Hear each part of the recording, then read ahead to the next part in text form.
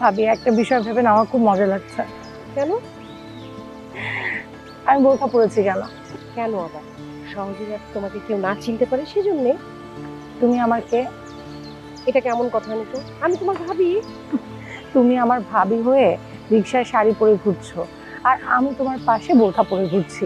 বিষয়টা মজার না? ভেবেই হাসি পাচ্ছে। আজব তো, মজার হবে কেন? আচ্ছা, কেউ যদি আমার ক্ষতি করতে চায় তাহলে তোমাকে দেখেই তো সে বুঝে যাবে আমি কে। তাহলে আর বোরকা পরে লাভ কি?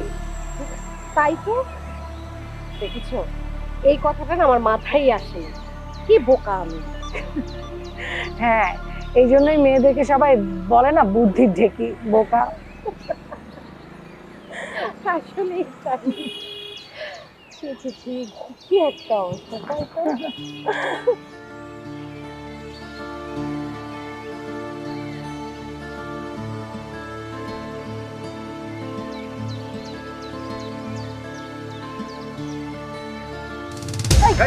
কি ব্যাপার, কি ব্যাপার, আপনি কি করছেন এসব? আপনি রিক্সা চালান কেন? এই বোরকালের কাছে আমার ভাগ্য বাধা আছে তাই। এইসব আজে বাজে কথা বলছি উনি। হ্যাঁ, ওর সাথে আপনার ভাগ্য বাধা আছে মানে? ভাগ্য কেন বাধা আছে দেখতে চান? দেখাচ্ছি।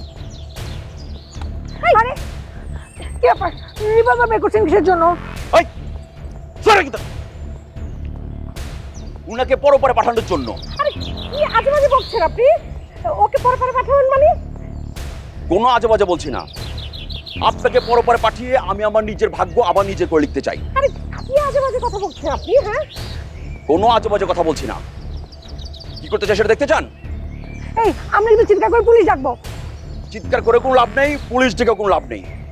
আচ্ছা, আপনি কেন ওকে মারতে চাচ্ছেন বলেন তো? কেন মারতে যাচ্ছি? আপনাকে বারবার বললাম না উনার সাথে আমার ভাগ্য বাধা আছে। উনাকে না মারতে পারলে আমি আমার সুস্থ স্বাভাবিক জীবনে ফিরতে পারবো না তাই। এই পুলিশ ভাই, বাঁচান, পুলিশ!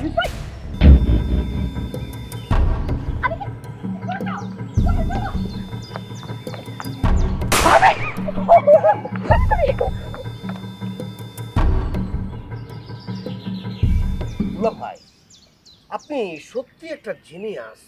আপনাকে নিয়ে আমি গর্বিত। আমাকে নিয়ে গর্বিত মানে? দেখেন দুলা ভাই, আপনি মানুষটা সুবিধার না, কিন্তু তারপর কোন মন্ত্র বলে, কোন জাদুর ছলে আমার বোনটাকে একেবারে হাতের মুঠোয় কবজা করে ফেলেছেন বলেন তো? তোর বোনকে আমি হাতের মুঠোয় কবজা করে ফেলেছি? হ্যাঁ, আপনি মানুষটা খারাপও না, ভালো, মোটামুটি মাঝামাঝি, কিন্তু কবজা করে ফেলেছি। আমি কি লোকটা খুব খারাপ? দেখেন, আপনি যে খুবই জঘন্য খারাপ সেটা বলা যাবে না, আবার ভালো সেটাও বলা যাবে না, আপনি মাঝামাঝি জায়গা অবস্থান করছেন। তুই কিভাবে বুঝলি যে আমি তোর বোনকে কবজা করে রেখেছি? আপনারা দুজন মিলে ঝগড়া করে ডিসিশন নিয়ে ফেললেন যে একজন আরেকজনকে ডিভোর্স দেবেন। আমি আপনাদের চিন্তায় একেবারে অস্থির, আমার না খাওয়া বন্ধ হয়ে যাচ্ছে। তারপর আবার কি? অথচ সেই আপনার নামে আমার বোন, মানে আপনার কবজা করা বউ, জল মাটিতে ফেলতে দিল না। আমার নামে জল করতে দিল না মানে? আমি গত রাতে তাকে বললাম, আপা, দুলা ভাইয়ের মতিগতি কিন্তু আমার কাছে ভালো লাগছে। রাত কটা বাজে, অফিস তো শেষ, সে এখনো বাড়ি ফিরছে না কেন? নিশ্চয়ই কোনো ছলনাময়ী নারীর সাথে সে টাইম কিল করছে। প্রত্যুত্তরে আপা কি বললো জানেন? কি বললো? বলল, দেখ রে মন্টু, তোদের মতো 9টা 5টা 10টা সন্ধ্যা পর্যন্ত অফিস আমরা করি না, আমাদের কাজের ধরনটা অন্যরকম। তোর দুলা ভাই এখনো বাড়িতে ফেরে নেই, তার অর্থ এই না যে কোনো ছলনাময়ীর সাথে সে টাইম কিল করছে। তোরা বললে বলতেই পারে, পৃথিবীর সবাই বিশ্বাস করতে পারে, কিন্তু আমি এই কথা বিশ্বাস করতে পারবো না। তোর বোন বলেছে কথা?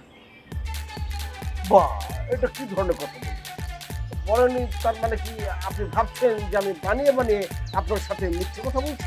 মানে তুই অল্প কথা বলিস তো, এই জন্য আমার মাঝে মধ্যে মনে হয় তুই আসলে মিথ্যা কথা বলিস। এই সুপ্রভাতটা ধ্বংস করে দিল। দেখেন দুলা ভাই, আমি মন্টু এমন একটা ছেলে যে মিথ্যার অঞ্চল দিয়ে আমি হাঁটি না, আমি সত্য কথা ছাড়া বলতে চাই না। অথচ আপনি এমনভাবে কথাটা বললেন, মনে হচ্ছে যে আমি আসলে একটা মিথ্যুক ছেলে। দেখ মন্টু, তোরা আপাই বিশ্বাস করে না যে তুই সত্যি কথা বলিস।